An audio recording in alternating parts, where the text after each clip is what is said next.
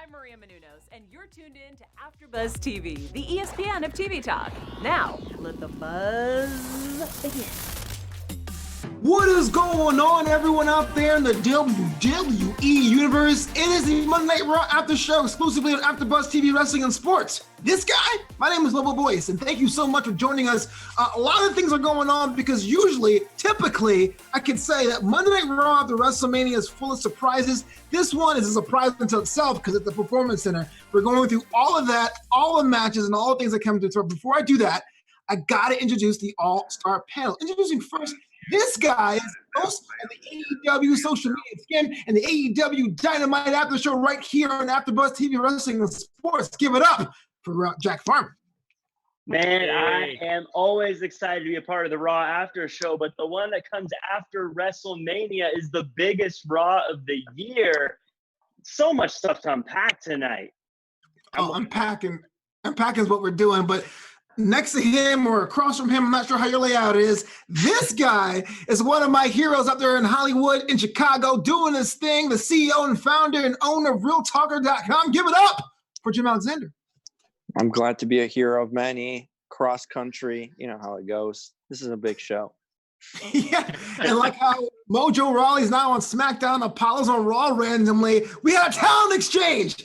This guy is a host of NXT After Show on AfterBuzz TV Wrestling and Sports. Give up the man they call Punk Rock, David Christopher. Yeah, what's going on, guys? Now, I'm just excited to see new 24/7 champion. That's the highlight of my night. Wait, what?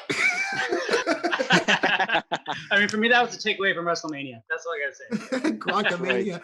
Shout out to everyone in the chat here doing the thing. Eva, Awood, Wong, Boza, the whole cast and crews in the chat. Answer your questions below, and we'll definitely interact with it. So, WrestleMania, whether you liked it or not, was one of the most unique events of the year. Before we get to Monday Night Raw today, Jim, you were on the after show yesterday, so I really want to get your thoughts about WrestleMania. Yeah, I was not on the recap show, so you guys forgot. Get it now, hurry up. Stumbled on this, so I'm going to score a touch on my own here.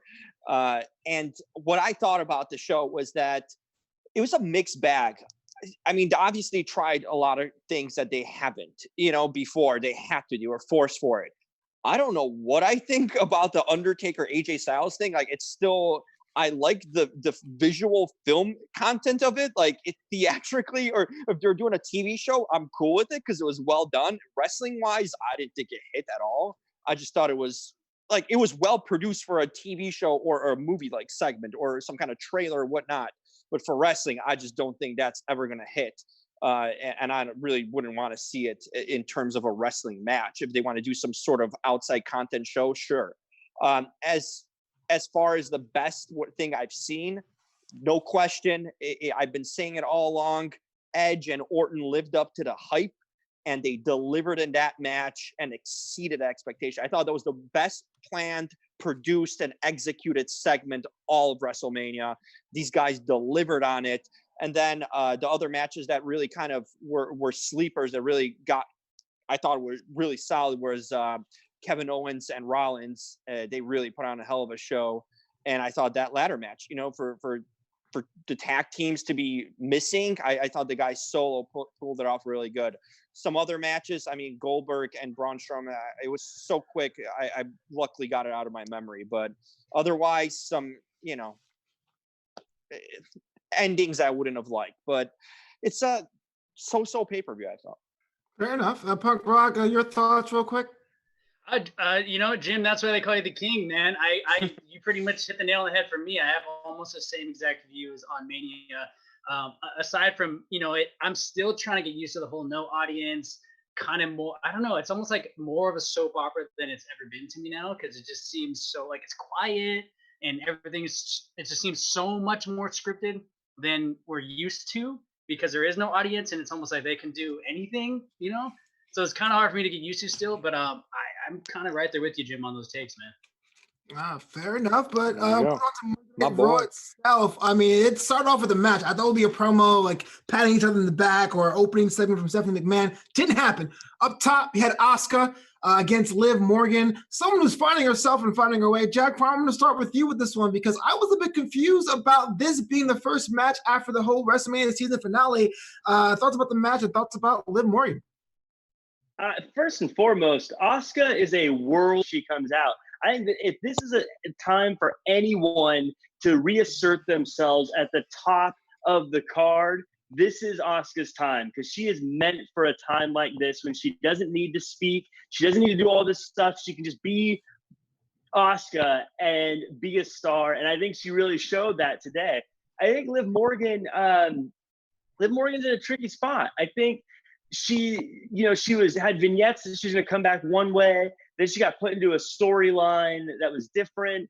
And then it was teased that she was going to have a feud with the Riot Squad. Now that's not happening. I think we all like Liv Morgan, so I don't think that's an issue. No, I love Liv Morgan. Okay. Oh my gosh. Morgan, I think she needs to find something to latch onto to give us the emotional reason. Not Jim though. Don't latch on the Jim. That's a bad idea. You know what? I think Jim deserves it. Jim, you should have Liv latch onto you. I think every time. Well, here's the thing about Liv Morgan. So they featured her 2 times, right? Tonight to open up Raw and during the WrestleMania opening match, right, against Natalya. So she picked up the win against Natalya, which was big. I felt that was like a good spot for her. She didn't have a feud or anything. Natty's a proven vet. That's a good, solid win. They should have had her go over Asuka tonight. I know Asuka doesn't need that push because she's sold in her own way with her charisma, percentage. She can bounce back easier. Had Liv Morgan picked up this win tonight, it would have meant the world of difference to her, because she was stuck in the feud with Lana that wasn't executed. They just didn't go anywhere with it. Really? It wasn't good. Go on. It should have been. It should have been executed. It wasn't though. But they just left it, right? They just left it on the table. So Liv Morgan needed this win just to legitimize herself that she could hang in a ring with names like Asuka and Natty. Now we don't know. They want to feature her, but she's floating around with no storyline and not picking up consistent wins. We need a direction for Liv Morgan outside of the King's Court.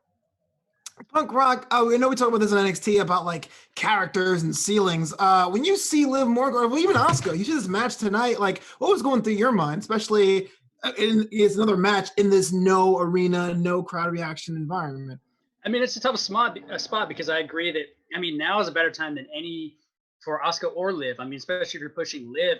These are those times that you take those chances. You can get away with that kind of stuff. And I think for her, it's a perfect opportunity. She's got the potential. Obviously, they've built this new character around her.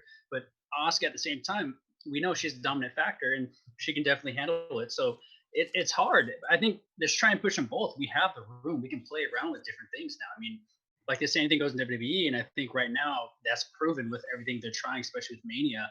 Let's give them both a shot, because I don't think we should bury Liv. We got to do something with her. Jim and David, let me ask you this. Jax had almost a hot take in saying that Asuka is world class. Now, I agree with Jack, but there's some people on Twitter that says, I don't know, Asuka's run on WWE wasn't to her potential. Do you agree that Asuka is on the top tier, elite level on the roster? I think she's definitely top tier, but I agree in the sense that she hasn't really hit her full potential yet. I think there's still room for her, and she hasn't hit it yet. World level in what sense, Jack? What are we talking about? Promos, in-ring work, or potential, what she can be and what she is? I think all of the above. I think she can have main event matches. I think she looks legitimate standing across from anybody. I think she stands out. If you're someone who's never watched wrestling and you see her walk out, you're instantly drawn to who she is. Obviously, there's a language barrier. So when you talk about promos, there's kind of an asterisk next to that quality there. But I think even not understanding her, when she's talking in Japanese, you're still drawn to whatever it is she's saying. So I agree. I think especially when you compare to her NXT run, she certainly hasn't lived up to that. But I think she could be such a big star. She could be someone who can be beating and competing with Becky Lynch, with Charlotte Flair, with Nia Jax, and everyone else, and Bianca Belair. She was when she came. She had a WrestleMania match at 34, right, versus Charlotte. She was undefeated coming from NXT. So we've seen the best of Asuka, in ring, and if she gets a push, I think this is a new version of Asuka we're seeing with they're pushing her with her character and personality, not her in-ring skills, because what got her over initially was her in-ring skills, right? And that she's a fierce competitor. Now it's her in-ring skills. She does a YouTube series too. It's pretty actually entertaining. Like you see her eating at like Whole Foods and stuff. I like I don't want her to turn into a gimmick. There's a difference between a gimmick, but to show more of these little spots on Raw and stuff of her personality, going out in public, trying to eat stuff. I think that you don't need her talking in that sense. You can just do the way she's talking right now. She's over, like you said, and add some more personality of her outside of the ring. No question, she has star potential, and she's proven it in one sense. So you just need to ride out with her and actually give her that time on the main roster. But I see what you're saying, and I agree with it. Speaking of time, Jack Farmer, can you tell the world they can take time out of their schedule to listen to this AfterBuzz show and other AfterBuzz shows? Yeah, you can listen to us. You can watch us on YouTube, Spotify, iTunes. I'm pretty sure we're even on Stitcher these days. But the only way to keep us as the ESPN of TV Talk is to hit the like button, leave a comment, subscribe, and more importantly than ever, tell your friends. And those reviews are super important too. Did you know we actually got a negative review on iTunes a little while back? So guys, if you're listening, do us a favor and bury that one by leaving us a bunch of 5-star reviews so no one sees that jerk. I don't care. If you left a bad review, you're the jerk. I'm telling you. I don't know where this I'll put him where Undertaker put AJ, okay? Yeah, how dare them? How dare them? That's a very hot promo. You're a jerk. One hand sticking out, holding up a 5-star. Those were dirty hands, Jack. You don't want them to be touching anything. They didn't use sanitizer. All right, whatever happens, guys, just wash your hands and stay home. All right, so our next match actually stretched 4 different segments. We start off with a rematch of the night before, the tag team titles, Street Profits against Garza and Austin Theory. I guess Andrade's on a hammock somewhere chilling out, sipping mojitos. I don't know what he's doing, but he's on the title. It ended up turning to be a one-on-one women's match against Zelina Vega. And I'm sorry, Jack, Bianca Belair shows up. And then it morphs into a 6-person tag. Okay. A lot of things going on, but I think at the end of the day, Bianca is here to stay, and she's rolling with the Street Profits. Jim Alexander, I'm going to start with you because I know on NXT we talked about this before and saying, hey, look, Bianca could be on the main roster with the Street Profits. Does it work here? And if it does, where do they go? Unlike Tika actually make a good point when it comes to Bianca and this whole situation, because I've been saying it. I've been saying it's the truth. It's the truth. Well, that's fine. She should show up sometimes to defend herself. But here's the thing. Here's the thing with Bianca Belair, it's the fact that the truth is with Bianca that she ran her, like I said, only if she got the NXT championship, women's champion, cool, keep her around. But she's been phasing out. She's been kind of, and the plan probably was for a while to bring her to the main roster.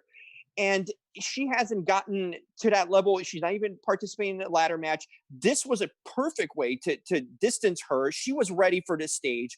If anyone we were going to pick would be Bianca to jump at some point, because she's wrestled everyone and she kind of hit that bump in a road she couldn't kind of jump over at some point. It just kind of passed her by, gave it to Rhea and Shayna. It continued, and she kind of got lost in the shuffle. This is a perfect way for her to be brought into the main roster.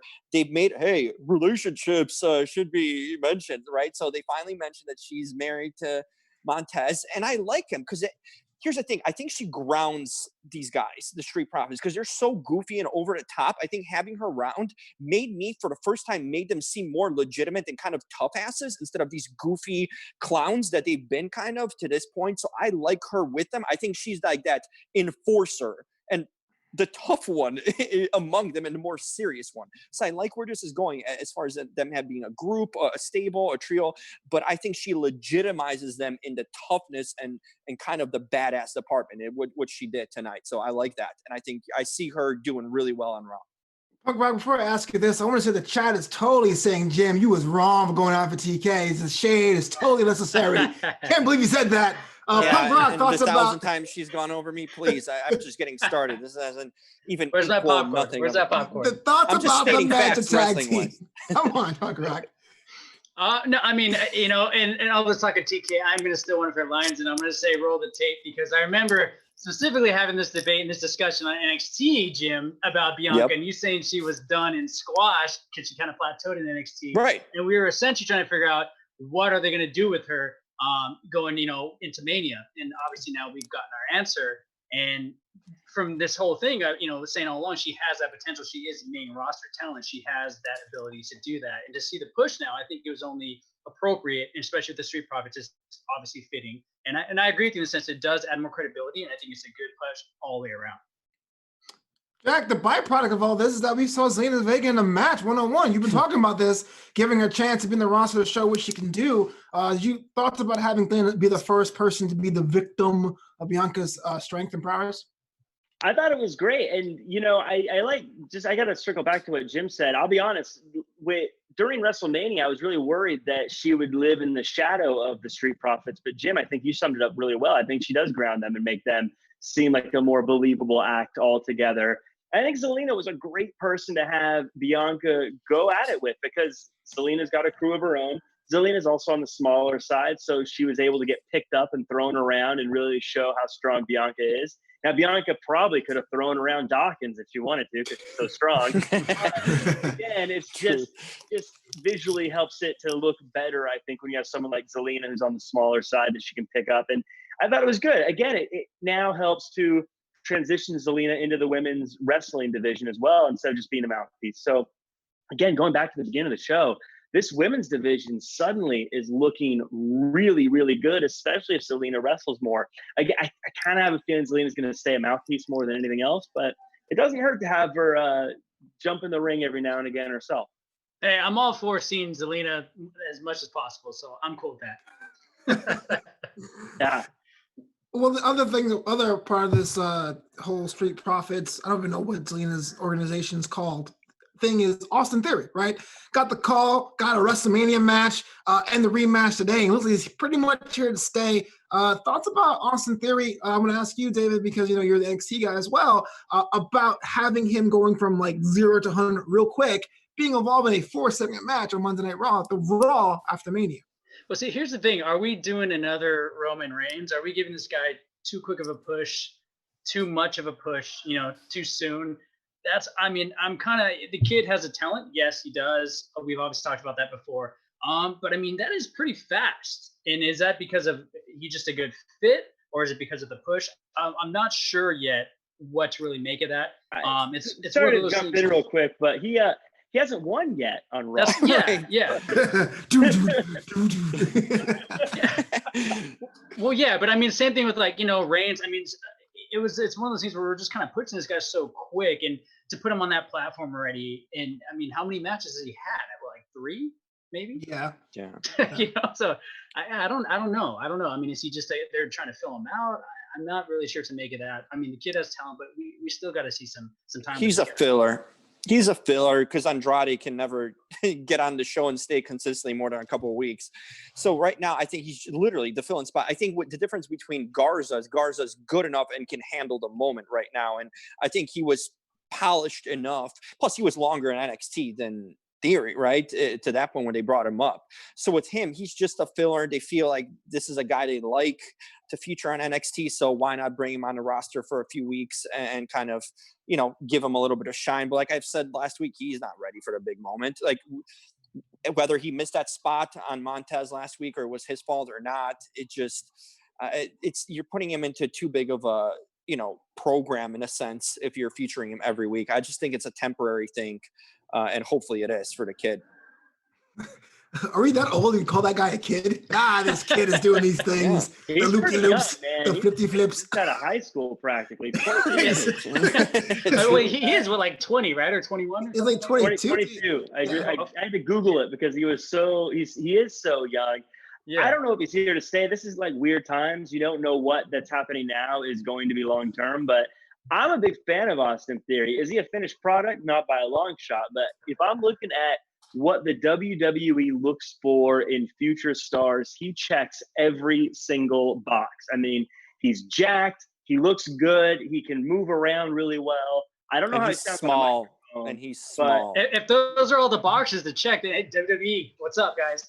Yeah, right. David Christopher could knock this kid out. No question. No question. That's what I'm saying. Should be in the WWE. Shoot fighting. Speaking of knocking out, let's have a quick promo with your favorite angle of all time, Jim, the Bobby Lashley saga.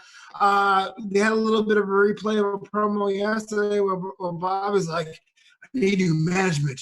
I'm new wife. Now, is this going to be the start of another separation storyline, or a total just like retcon of what we witnessed 4 and 5 months of putting Bobby Lashley with Lana on the storyline you guys love so much?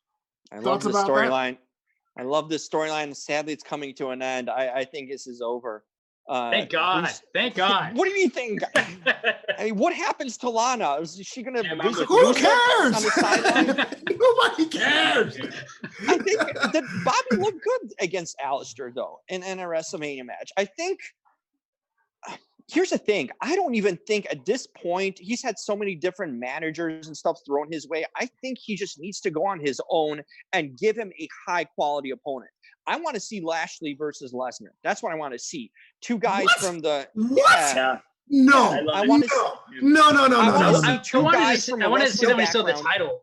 No. Yes. No. Bobby give Lashley Bobby is a not big worth run the Paul Heyman promo for that match. No. Man, I have allowed him to just completely not do security. David, there's an opening right now for the King's Court. Let him get that push. Let him now start his push for Bobby Lashley. Listen, everyone's out right now. It's past WrestleMania. Edge is going to be out. Randy might be taking some time off. You're going to need some guys to step up and come to a main event picture. This is the time right now to give Lashley that kind of a big run, and it culminates with maybe Lesnar at SummerSlam or whatnot, because we need to see Lesnar work with someone else too. As for Lana, come back to the King's Court if you have nothing else to do, which you might not have right now. I agree with Jim about the Lesnar thing. Even if it's not a huge built-up thing to WrestleMania, even if it's just a shorter program, those two guys visually look like they would have a great match, and it looks in that ring. I think that those guys would be great, and I think we should keep. I think that's a good thing for Bobby Lashley to do. I said before, I would like to see Lashley and Rusev team up and both be the guys that are like, can you believe this crazy girl? I can't believe she's crazy. Isn't she crazy? And then they go off and have buddy adventures. I think it's fun. Have a bromance of their own, Jack? Yeah, I think that'd be fun. They have a bromance together, almost like the Stallions over on NXT, the Broserweights. I'd like to see them kind of become buddies and bond over the fact that they both dated this person who's just terrible. That would be funny. That would be funny. Now, so what do we do with Lana, though? Are we going to can Lana? Well, she's in the King's Court. She's in the King's Court. It's not a job, Jim. We can find her again. Listen, I think you can try to put someone new over with her, right? Someone that kind of needs that push, right? I mean, see, in a different storyline, she could still be she's been always a really good manager. Even when she came in with Rusev, she carried him in originally, because he didn't talk. He was just a brute. So you can totally use Lana with someone else you want to put over. It's just picking heat. I think she should be paired with Ricochet, and Ricochet should turn heel, and she should be his mouthpiece. Interesting. Could be interesting. What is going on? Bring Cedric there too. Person that gets that like heat for them, and then he could have that cocky like, look at all the stuff I can do that you can't, and have that attitude. Like, I can do a 630. Can you? I can do a shooting star press off the top rope, whatever. Can you? And be that kind of cocky guy. While Lana's out there yelling and being loud. Great idea, Jack. And it's perfect. I really enjoy this tag team, though. This new tag team is pretty legit, dude. I love watching them so far. Yeah, we'll get to that in a minute, but before we do, Bobby Lashley had an opponent at WrestleMania, was Alistair Black, but Alistair Black had a match today too against Apollo, which was explained on TV that it was part of an exchange with draft picks that were going to expire. I personally feel like, well, with Mojo going to SmackDown, there was a spot open on Raw.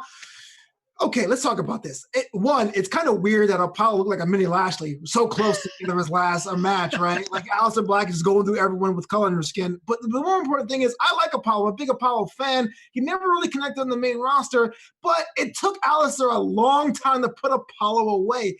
Jim Alexander, is that to Alistair's detriment? Listen, I love Apollo. I think this is a start. No, I'm not going to BS you with nonsense. Apollo's a waste of expired draft pick. I'd rather let draft pick expire than have him come over, because we know what he is. We know what he is. Apollo is just an enhancement talent. I mean, the guy couldn't connect. He's got a good look and he can wrestle, but the guy just has no personality to connect. He hasn't ever. It's the same gimmick. You talk about Lana, maybe that'd be the last ditch effort. You want to save Apollo with Lana or someone. He can't talk. He just doesn't cut it. Tonight was filler time. This is not a detriment. I'll take Apollo over Lashley any day of the week, but go ahead. Oh, hell no. Lashley. Oh, hell yes. No, yes. Okay. No, Lashley can't move anymore, man. He basically has his 3 strong moves, but he cannot sell. He does not have the stamina Apollo does, or the moveset Apollo does. Apollo is an enhanced Go talent. ahead, bro. Hot take. Go Enhanced ahead. talent. I would take Lashley over Cruz any day of the week. Right. I bet you guys would, but you guys are wrong. But I'm honestly kind of in the middle on that one because they have both different types of skill sets. I mean, Apollo's more high flying. He is faster than Lashley. He's got a different style, but then Lashley's super powerful. He's a veteran, more experienced. That's tough. I mean, I enjoyed watching the match tonight, to be honest. We all knew it wasn't. It was like, yeah, I don't want to say squash match, but I still enjoyed watching it though. Here's the issue with Alistair Black and the guys he's facing is he's had good matches and he's been fighting solid guys, but it seems like everyone he has a match with is someone who has nothing to lose. They're people who haven't been really on TV. They're not really in the middle of doing anything. Even Bobby Lashley, their match happened when Lashley hadn't really been on TV in weeks. Alistair Black needs to start having matches with guys that have something to lose, and beating them means something. Right now, he hasn't beaten anyone that means anything. Tozawa, whatever. Apollo Crews, whatever. Even Lashley, who I like, he was in the middle of doing nothing when he beat him. Right now, Alistair Black needs to face someone that has something to lose. And until then, he's just kind of like Rowan with a cage. I'm going to say this, and some people might get mad, but I'm not totally sold on Alistair Black. I'm not really that impressed, to be honest. I'm truthfully not. Hot takes in the chat. If you guys hate David Christopher, make sure to listen in the comments below. I'm Listen, really he's not right. that impressed. This And I man agree is with right. Jack. He needs to fight. He needs to fight someone that's a little bit higher tier for me to be impressed. we got to move on. But now it's time for officially the King's Court. That's right. My music's playing somewhere in the background, but these are some breaking news on a King's Court. This King's Court is going to be groundbreaking. I know it's the day after WrestleMania. I am letting you guys know that there's a new spot open for the number 2 in a King's Court because Liv Morgan's planted number 1. Mandy Rose, you've been suspended from the King's Court. Mandy Rose has been suspended due to kissing that ugly, beefy ogre on WrestleMania. I can't take that image out of my head. I'm disgusted by Mandy Rose and what she did. She is out of there. I'm bringing in new members right now to take her place.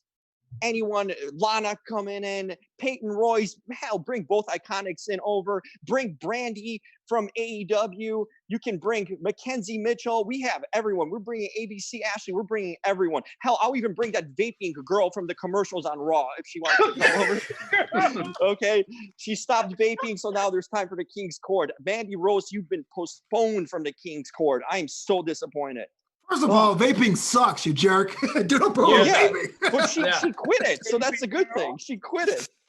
All That's why right. there's room in the You know King's what, though, Court. Jim? Unbelievable. Yeah. I'll be honest with you. Seeing her kiss Otis, thought was great because it meant if Otis had the chance, Then you we definitely have a chance. Listen, Jack, all 3 of you guys, including myself, we could never compare ourselves to Otis. Okay, we're in the Dolph Ziggler range. Okay, we got the looks, we got the charisma, we got the personality. David's got the muscles. Jack's got the outfits. Flobo's got the persona. I got the looks and everything. We combined, we deserve a Mandy Rose, not an Otis. Don't ever compare yourself to Otis.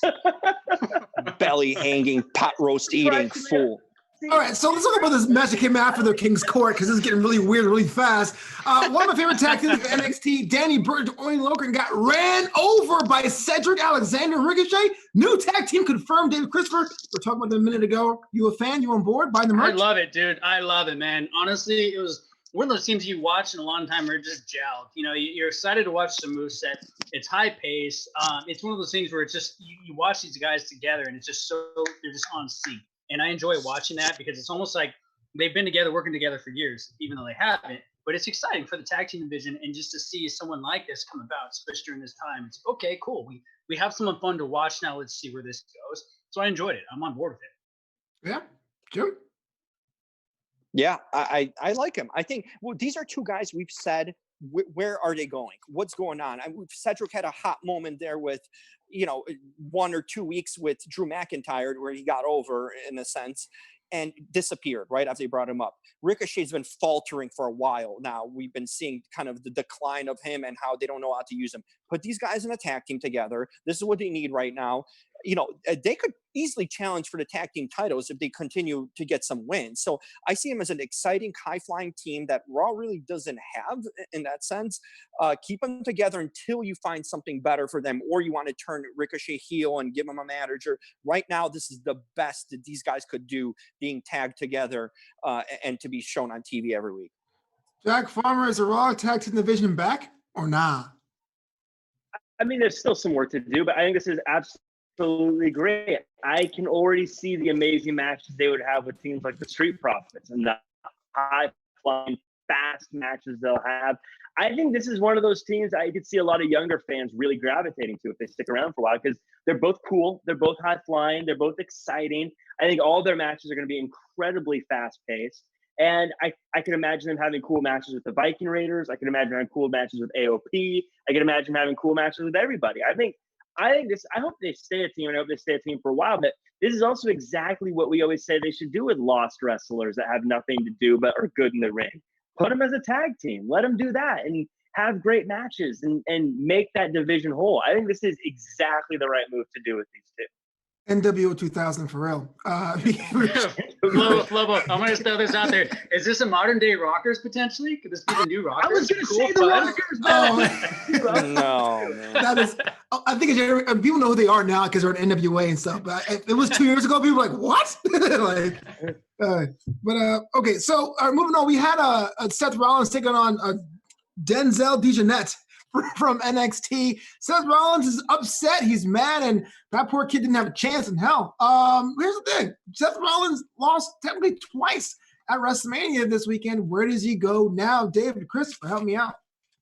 Seth's an interesting situation, man. And I got to be honest, I was kind of burnt out with that whole gimmick, so I'm a little biased already. But I don't know. Do we give him a break now? Do we push another talent? Do we use him to bring over someone else? I'm a little confused on what we should do here. I think KO deserves the time, his push. I was happy with that win last night. But Seth, I'm not buying the whole Messiah gimmick, to be honest. And do we need that team again? Do we need to keep building these guys? I don't know if it's really getting over, to be honest. Yeah, I mean, if one day it doesn't need saving, it's Monday, Jim. It's getting over. I mean, you guys rather the Seth Rollins that was just so mundane and boring for the past year, that was the face that no one wanted to care for, cheer for. He needed to turn heel. You can't turn him back face. You just turned him heel a few months ago. So he needs to stay heel. Remember, there's t-shirts to be sold, okay? The Messiah t-shirts, you can get them for $1 apparently. But can I jump in here though? Look, I feel like when he turned, when he was like, "I'm mad that you guys didn't put the effort in Survivor Series. I'm a good person, but there's my weird perspective." That was fun. But him coming out and doing sermons, it's like, well, what's your purpose now? Because no one wants to hear that. I know a perfect feud. Alistair, the church versus the evil, right? The sort of thing. When you're evil, go evil. Well, yeah, that's what classic WWE move. Totally. So this is such a WWE move. You go Alistair, you feud him against. You want it. This solves so many things, Jack. You said Alistair needs a big time opponent. Give him Rollins. Continue the Messiah thing, and Alistair's obviously got the evil dark side, whatever the worshiping is that he does. But it's a compliment storyline wise. It's a compliment, character wise, and it's a compliment in trying to get these guys over, because Rollins doesn't really have a direction right now. Kevin Owens' thing has got to be done. He doesn't have AOP right now. They're off the shelf. We don't know what's up with Murphy. He's kind of riding solo. So him versus Alistair, and this is going to give, and if Alistair can get over him, man, that'll be huge. I'll set him to a next level. This is the feud to do. Alistair versus Rollins in a long, nice program. I'm on board with that. I think that's actually very few that I'd be interested in with Rollins. I think that's for sure one that I think would make a lot of sense. And the thing is, do we push Alistair over? Is that what we're doing? Yeah, you do. Because Rollins can take a loss. I mean, he's a made man in this point. He can take some loss and then even spin it into a getting away. How about Alistair going over on him and then Rollins going on his little vacation that he's been planning once things settle down? Wait, Jack, you're shaking your head. No, I can't tell. Are you peeking? I can't tell if you disagree or agree or. Oh, no, I agree completely. I was just going to say, in general, I think with Rollins, and I think this goes for everyone, the kiss of death in wrestling, particularly in WWE, is when they make you go out and talk about nothing, which I think one of the reasons a lot of the things that's happening with Seth and us getting stale on him is he comes out and does the sermons about nothing. But if we give him a direction, if it's a heated battle with Alistair Black, as everyone else is mentioning, then it makes sense. And we start to buy into him again, and what he's saying makes sense. And as mentioned, if it's a complementary feud between good and evil, it all starts to work. I think the reason a lot of us got stale on Seth Rollins is because there's only so much you can say about Kevin Owens. I don't like you. You want to fight? Okay. And that's it. But they would have him cut long promos. And every single person that we've grown stale on over the years is someone who's asked to cut promos and say nothing at the same time. And I think that's kind of what happened to Seth Rollins. Hopefully he's going down a path now where he's not talking anymore. He didn't really talk today. He came out, he stomped some dude, and then he left. And so if they do that, I think we're all going to get back on board, whether it's because we hate him or love him with Seth Rollins. And to just add to this, do we know the backstory of Alistair? Why is he this kind of, why does he come out and dress the way he does? You know, he had an interesting devil-like, you know, suit dress up at WrestleMania. We don't know his backstory that much. I don't know if NXT really delved into his finishing move is literally called the Black Mass. I mean, it's kind of obvious. Like, we need to know the deeper story. We know about The Undertaker. We knew from day one what he was, what his story was to earn everything. They never went that in-depth with Alistair. This feud could give us a more in-depth why he is the way he is, why he comes out rising, you know, the way with the candles. We could learn that backstory through this kind of feud with Rollins. Fair enough. I gotta go. I gotta run. But look, we have this a re-debut, I guess, of Nia Jax taking on Deonna Purrazzo, which I'm not sure if she's a new talent in the Raw roster or another NXT kind of rental in this case. But Nia Jax is back, recovering from both knees being operated on in dominating fashion. Nia Jax is back. The question I have is, on social media, people were less than enthused. Why is Nia Jax not so likable? Jack, help me out here. I've not been a fan of Nia Jax myself, so maybe I'm not the person to ask. I like Deonna. Help me out here, Jack. Why? Deonna's not getting the push. I like her a lot. I think with Nia Jax, it was like kind of a lackluster return. And it's not her fault. Obviously, there's stuff going on right now, but it wasn't really like a big poppy return. It was just kind of, oh, look who has a match today. Looks like it's Nia Jax. Okay. I think there's also a fear that we've watched Becky beat people for a year just so Nia Jax could come back and be the one to beat her. And if that's the case, I think a lot of people are going to be a little frustrated. I'm going to be very frustrated if that happens, Jack. Yeah. Why don't you like the Nia Jax, David? But yeah, I'm right there with you guys. I'm not that interested. And I think it's, again, the timing. Yeah, I agree, Jack. It's just that the way it wasn't a big buildup, and things are so weird right now with those WWE situations anyway, just in the world in general. But I agree. It just wasn't that exciting. I think it's a huge move. No pun intended. I mean, because she is the biggest talent in that division in a sense of like imposing style and everything. I mean, look, Nia Jax has been like the destroyer in that division before she got injured. You know, before they started kind of this thing with Alexa too, and then team with Tamina. Nia Jax was a force to be reckoned with, right? For a long time. They haven't had anyone like Nia Jax. We talk about Charlotte being the big kind of imposing, wrestler. And when you put her next to Nia Jax could squash her literally if you put her in a ring like that. They need someone like this, especially on Raw. I think she completely rejuvenates and turns that division on Raw, the women's division, upside down, because they haven't had anyone like her. If Becky's running it through people, why not Nia Jax just establishing herself like the way when she came in? I agree. Her intro and her just have her show up tonight wasn't good. They should have built it with good promos. They had the time now to do it and wait some weeks to do it. But I think Nia Jax is a huge move for the Raw brand to get her in there because they haven't had anyone like her. And I think she's going to be a big focal point of it. I think I would be more excited for her return if she had some kind of feud with like Baszler, like Shayna Baszler or something like that, or even Bianca. Like that would be fun to watch. It just depends for me on who she's going to feud with. She just always strikes me as a bit like the Big Show. Like, I get she's big, I get she's intimidating, I get that she can wreck people, but there's also just this level of like, okay, I get it. It's a big person. But so she's good. She can hang in a ring. I think that Nia is an attraction for her size and whatnot. I personally like her brand of trash talking. It felt very like playground, like bye-bye. That was kind of cheesy, but Yes. I'm glad she's back. And like you said earlier, top of the show, overnight with Bianca, with Zelina, with maybe Purrazzo, she's full-time, and Asuka going back to singles. I mean, the Raw Women's Division is on its resurgence, which I think it looks like a priority. But moving on, we're short on time. I understand that Humberto Carrillo had a match today against Brendan Vick, but we won't go talk about that. Let's talk about the end of WrestleMania. Bonus footage. Drew McIntyre, the champ, for 20 minutes and gets challenged by the Big Show. And of course, since Drew is a fighting champion and he's easily duped, they had a match. I thought it was a pretty cool bonus treat. I'm not sure why that was the main event personally, but I thought it was pretty rad. Jack Farmer, what do you think about Drew McIntyre having his first defense against the Show of Shows at the Show of Shows with the Big Show? Yeah, it felt weird, especially since this whole thing was pre-taped. I don't know why they didn't just have this be the opening of Raw and say this is the opening of Raw. I don't know why they just tell us it happened after WrestleMania. Does that mean Big Show main evented WrestleMania 36? Is that how we're supposed to take this? It was a great Raw world title contender, to have for like a one-off on a weekly show that doesn't go anywhere. I think he's great for that because he looks, as I just said about Jax, he looks big, he's imposing, it plays well. They're promoting another show. I think it checked all those boxes. I just thought it was weird that they had to beat us over the head that it was from WrestleMania and not Monday, when it doesn't really. That felt weird. Why would he come out 20 minutes after he won the title to a no crowd to do a promo? It seemed weird. I don't know why they pitched it that way.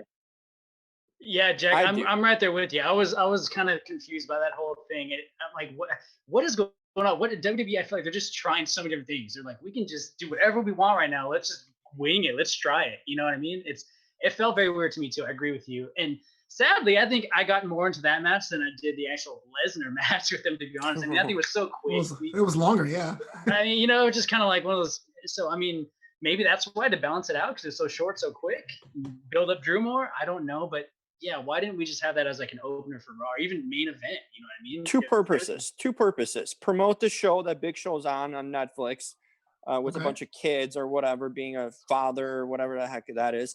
And then the bigger purpose here is about Drew McIntyre. Shows what kind of a badass and tough guy that he is. He just beat Brock freaking Lesnar, and he can come out and have another match with another giant and take him out. It's all just to reinforce Drew McIntyre is just like a dominant figure that's willing to take on challengers, but also destroying main big guys, even though Big Show's not in a main event scene or anything like that, but he's still a big dude. So it shows that Brock Lesnar can be taken out in the same night as Big Show can, and that Drew McIntyre right now is kind of indestructible, which I love about that, the way they're booking him and building him. So he doesn't even need a breather. He can still take two guys out in one night. I don't quite buy it. So what's the precedent now? I'm just going to hang around the arena now like, hey, we're having a match right now. I wasn't booked, but Sarah Schreiber's doing interviews. I'd stay around for an interview. And he's like, leave me alone, Drew. He's like, no, you're going to challenge me. No, I'm in trouble. You a champ, huh? You want to fight? Right. We are officially out of time on the Monday Night Raw after show right after WrestleMania. I want to thank you guys for being in the chat, telling me I'm a heel, even though it's not true. Jim Alexander, where can the world find you online, man? Well, they know where to find me. They always know where to throw shade at me, but I'm just going to throw it back at him like Baron Corbin would. So that would be at the Jim Alexander on social media, Instagram and Twitter. And of course, realtalker.com. Check out the YouTube page. Good interview. Subscribe to it too. So I'm around, man. Jack? You can find me at jackcfarmer.com as well as at Real Jack Farmer across all social media. You can also check me out on the AEW social media skim every Monday and the AEW Dynamite After Show every Wednesday at 8 p.m. Pacific Standard Time right here on AfterBuzz TV. Punk Rock. You can find me now on TikTok at David Christopher Official or Fit TV Network, or every Wednesday on the NXT panel hanging out with these fine gentlemen. Yeah, I follow David Christopher on TikTok and now have ab envy. My name is I Flobo have 2 Boyce. followers now.